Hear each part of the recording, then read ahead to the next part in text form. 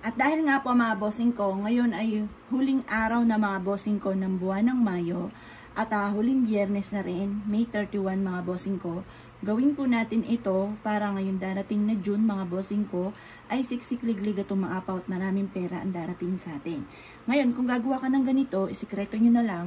Pagkatapos, mas mainam mga bossing ko na kung gusto nyo makatulong sa iba, kasi gano'n naman po tayo, imbis na sabihin natin yung ginawa po natin, i-share nyo na lang yung ating video mga bossing.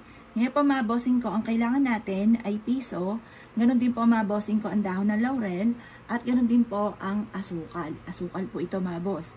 Ngayon po mga bossing ko, alam nyo po ba, yung amoy ng asukal na nasusunog ay nagdudulot ito ng swerte. Ngayon po mga bossing ko, ang asukal or tsokolate ay para sa kasaganahan. Tapos ang dahon ng laurel for only wishes. Tapos ganoon din mga bossing ko ang ating piso. Bilog po siya. Ang bilog ay para tuloy-tuloy ang takbo ng maganda kapalaran. Tapos yung ating pong silver ay nagtataboy ng kamalasan. Ngayon, ganito na po inyo pong gagawin. Kumuha po kayo mga bossing ko ng dahon ng laurel.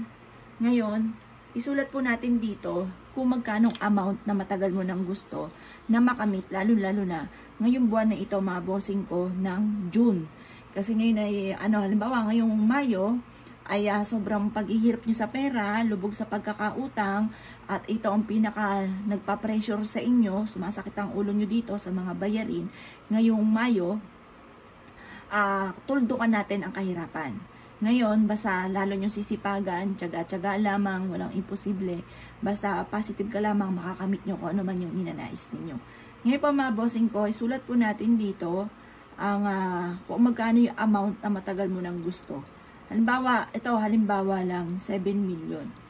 Yan, gamitin natin yung numero na maswerte, 7. Panungwit yan mga bossing ko ng swerte. Baka sabihin po ninyo, kalawit. Hindi po. Kalawit po yan, panungwit. Diba pag manunungkit tayo ng mangga o kung ano man susungkitin ninyo, gagawa kayo ng pamingwit.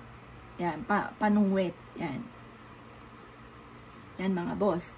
Di na isulat na natin. Yan. 7 million. Ngayon, ang gagawin nyo lamang po, lalagyan nyo siya ng konting asukal. Yan. Ito yung piso dyan. Kasi, yung pinakaabo nito, dito natin ilalagay. Yan, ganyan lang. Yan, maraming pera ang darating sa akin. Siksikliglig at umaabot, maraming blessing ang darating. Yan. Yung amoy po niyan, napakabango mga bossing. Ako, araw-araw ako nang papausok ng dahon ng laurel. Kaya sako-sako yung dahon ng laurel ko. Tsaka ginagamit ko din sa ritual. Ang usok po niya, nagtataboy yan ng mga bad spirit. Kaya okay po yan. Ngayon, nakita niyo po yan, nalaglag na yung abo dyan, na may kasamang asukal. Yan, maraming pera ang darating sa akin. Magkakatotoo ang 7 million. Ngayong buwan na ito ng June, magkakaroon ako ng 7 million. Ganon ang pag-wish. Nakita niyo po, masusunog yung asukal. Yan. Yan, gumamit po kayo ng twister or chani. Baka kayo ay mapasok. Magkakaroon ako ng 7 million. Ngayong buwan ng June, magkakaroon ako ng maraming pera. Yan. Ngayon, hanggang sa masunog to mga bossing ko ha. Magkakaroon ako ng maraming pera ngayong buwan ng June. Magkakaroon ako ng 7 million. Yan. Ngayon, lagyan nyo pa ito ng konti. Yan. Ibilad nyo po ito mga bossing ko hanggang alas 8 ng umaga sa gawing silangan.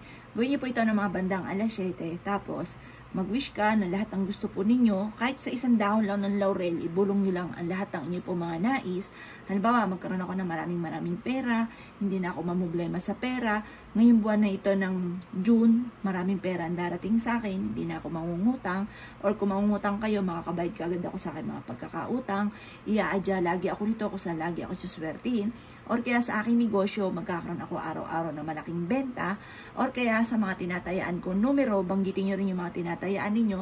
Ito, sample lang. Pagsasama-samahin natin yung mga panaginip ko, mga bossing ko ha. 4.20. Tapos 3.5. Ay, maliliit na numero. Tapos 38.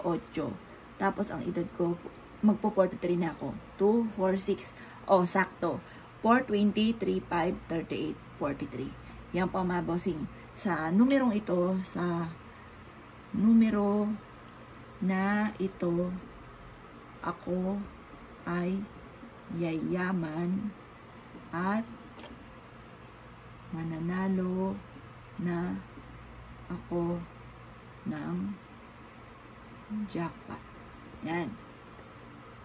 Pagtapos mga bossing, magsulat ka ng 37. Bakit 3? Kasi, pag dalawahan, di pares po yan. Yan yung sinasabi na panakto. Kapag ka nilabisan mo, kumbaga ang blessing, labis-labis. Pwedeng 3, 5, or kaya 7 na 7 ang inyong isusulat. Ngayon pa mga bossing ko, positive lamang, makakamtan ko ang lahat ng aking mga ninanais. Makalipas ng alas 8 ng umaga, tutupiin po natin to. Pwede nyo rin po itong iipit sa pinakamataas ng antas ng inyong pintuan. Pwede rin naman to mga bossing ko na iipit ninyo or isabit po ninyo sa may bintana kung saan kayo ay natutulog. Tapos, lagi nyo sasabihin lagi kung ano yung mga nakasulat dito or yung mga binulong ninyo. Parang tatawagin natin yung swerte. Sasabihin po ninyo, magkakaroon ako ng maraming pera, kailanman din ako mamumblema tungkol sa pera, maraming pera ang darating sa akin, yayaman ako at magiging matagumpay. Ganoon ang mga pagwi-wish mga bossing ko ha. Huwag kang gagamit na sana, kailangan direct to the point ang mga pagwi-wish. Ngayon pa mga bossing, kung ikaw ay naniniwala at na-issue po itong gawin, gawin niyo po ito ng pasikreto lamang. Kasi ang masaklap, kapag na-issue nyo ito sa iba, kasi naranasan ko na rin po yan, na hindi naniniwala sa akin, lalo na kung mahirap ka, kasi ganun din ako dati, mahirap lang po, walang naniniwala sa akin pag may mga alam akong ganun, kasi sabihin sa akin, sige, apply mo muna sa'yo, kapag yumaman ka, saka na lang, yung ganun mga bossing, na yun po yung maraming beses ko na narinig sa iba, or sa mismo kamag-anakan pa, na masakit talaga yon mga bossing, walang makikinig sa'yo, walang maniniwala sa'yo, dahil wala kang pera, mahirap ka. Ngayon pa mga bossing, kaya mas mainam, isikreto nyo na lang kasi may mga tao na kumukontra. Kapag po may kumukontra, maaaring imbis na ayan na yung swerte, mauudlot. Kaya para ang swerte ay tuloy-tuloy, hindi maudlot, walang kontra, gawin nyo po ito mga bossing ko ha. Proven po ito na napakaswerte. Basta kung ikigagawa ng ganitong mga pamamaraan, isikreto nyo na lang kasi ang masaklap, kapag po ikidaldal ay hindi natutupad ko naman yung mga ninanais ninyo. Or kung matutupad, napakatagal. Ang dami mga balakid. Para kung ikay mag-a-abroad, sige, mag-a-abroad ka, nag-a-apply ka pa lang, kinuwento mo na sa iba, asahan nyo maraming pagsubok na darating or baka hindi ka pa makaalis kasi may mga taong kumukontra. Ngayon pa mga bossing ko, ikinaniwala at naisyo po itong gawin. Gawin nyo na po ito ngayong katapusan ng araw ng May 31, huling Biyernes, huling araw din ng buwan ng Mayo, at ikayo po mismo ay maa-amaze sa dami ng mga blessing na darating. Kaya ako ikinaniwala, as yung mga boss, good luck po sa inyo po lahat!